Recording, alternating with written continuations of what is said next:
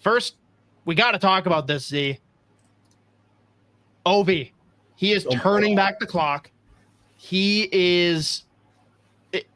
is he going to hit Gretzky before Christmas? Apparently, we had a hat trick the other night. He's now 29 away from tying Gretzky's record, which, by the way, Wayne Gretzky might be the coolest person to have that record because he's legitimately very excited that Ovechkin's going to do it. And, like, he wants to be in the building. He says... Do you think other people wouldn't? What? Do you think most other players wouldn't? No, that's not what I mean. I mean more so, like, just when I listen to him talk about it, it's different than, like... Excited. It's not just like, yeah, it's going to be cool.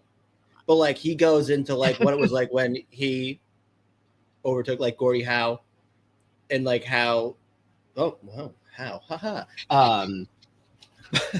Like, having those conversations, like, with his dad in years past, too. Like, he is just, like, the coolest dude in the world. And, like, you can tell it's genuinely, like, he is very excited for this to happen and to be in the building when it happens.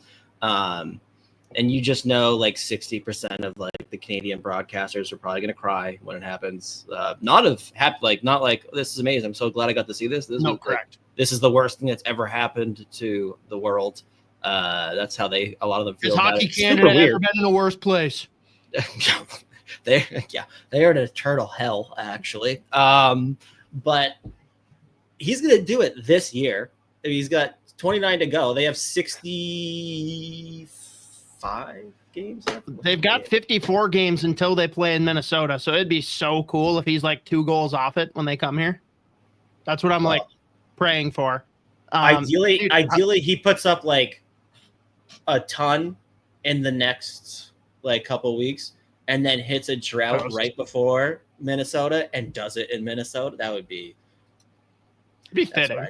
It'd be very fitting. It feels like that would happen too. Dude, how about on the media tour this summer over in Europe? They asked 2 of Ovechkin's teammates, one of them being Rasmus Sandin, and he's like, not this year, next year. And like his teammate looks over and like, what the fuck are you doing? Was it Sandin or was it Ferravari was the other one that he was with? No, I think it was like Sandin said it, and that guy's like, dude, he'll hit it this year. Yeah, I remember that. He's like, I don't know. I don't want to like say that he's gonna do it. Like, yeah, he'll do it, but next year, I guess. I don't know. Maybe I have it backwards. I thought for sure it was Sandin. I can't. No, his teammate was like, dude, what? You fucking idiot, dumbass. So what's Sandin's playing time look like? That's how we'll know. Yeah, exactly. That's right. That's like dude, that's what Ovi needed. He needed to be nagged. It's like, you think I won't? Yeah, because he had the slow year last year, literally had fewer playoff goals in that series against the Rangers than Matt Rempe. I thought you were just talking about skating. Well, I mean, but anyone that was like judging or like making assumptions about the rest of his career based on last year, sorely mistaken, because now that the Caps are legit very good, he is... I mean, it's terrifying. Are you convinced they're very good? Yes. Okay. I'm not questioning that they're playing very good. I'm questioning whether or not it's real. Fair enough. I think at this point, I think the sample size is big enough. Okay. And again, like that, I'm also just saying that mostly because I said that they were going to be good at start before the season started. So I'm just going to pretend like I never in doubt. See, you're also the guy that's like saying, "Oh, end the season for the Bruins. Oh, they're so bad." When like they're a playoff team right now, and you're looking across the aisle at me, fucking watching the Penguins. Like how? Like every time you hang on, I am asking. As a friend in the future, that whenever you say the Bruins should end their season, you should put in parentheses Penguins first. They should put out a joint statement that they are both concluding their seasons. Same colors. They're going to coach swap like that. The Penguins tweet. You got real excited about that. I read that at the drop like 4 hours after they posted it. that was one of the funniest ways they possibly could have made any kind of announcement. Here it is. Pittsburgh Penguins on November 16th. Coach Sullivan confirms that Chris Letang will not play tonight, illness. And the remainder of the roster is a game time decision. See, I didn't pay much mind to it. I understood what they meant, and I just kind of like glossed over, and everyone else is freaking out about it. I'm like, okay, I guess this is a big deal. I knew exactly what that tweet meant, but like, it's the funniest way they could have said it. Is good. It was so fucking, like in my head, picturing Sullivan should be like, fucking, I don't know, man. These guys, I'll let you know when I figure this shit out.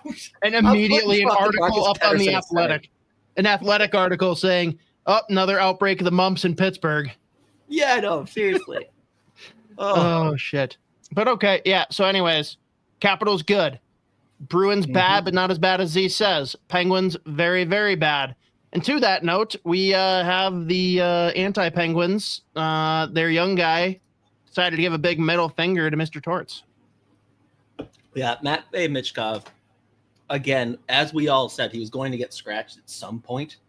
Back-to-back games was something, though. Back-to-back games. And I didn't know that it was, like, without even watching much Flyers hockey or paying attention to hockey Twitter as much as possible, other than, like, when I find the Penguin tweets, I didn't know that this wasn't just, like, Torts doing the classic, I'm going to scratch a rookie to, like, keep him honest thing. Like, apparently there was some kind of exchange with Michkov and a coach, I think it was, on the bench, and that was part of it, and they wanted to deal with it.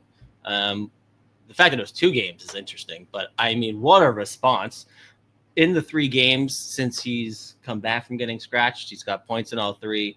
First game, he had a goal and an assist against San Jose, I think. Then he scored again against Ottawa. Then he had 2 assists the other night. I don't remember who they were playing. And now he's leading rookie scoring.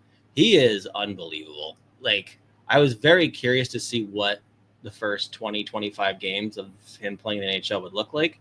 Just, again, he's such a, like, given how high his ceiling is, he is a fascinating player. Just like his frame, his style, like, it's going to work. He's going to be a very good NHL player because of how ridiculously talented he is. But, like, he's not a fast skater. He is pretty selective about when he puts effort into, like, the defensive side of the game. But offensively, my God, is he incredible, which, like, you could say about a lot of, like, young prospects or whatever. But, like, he looks like he belongs, and then some. Like, he is legit. I think he's at 15 points now on a fucking horrible Flyers team. God, they stink too. But yeah, no, what a response after getting scratched. I think in the last 4 games he's played, he's got points, but I guess they don't count that as a streak if you miss games in between. So technically he's got. That seems like bullshit though, because like Phil Kessel was technically still on his Iron Man streak when he just like didn't play games because he wasn't on a team. Seems a little. Yeah, I don't really know. Seems a little fucky, but whatever.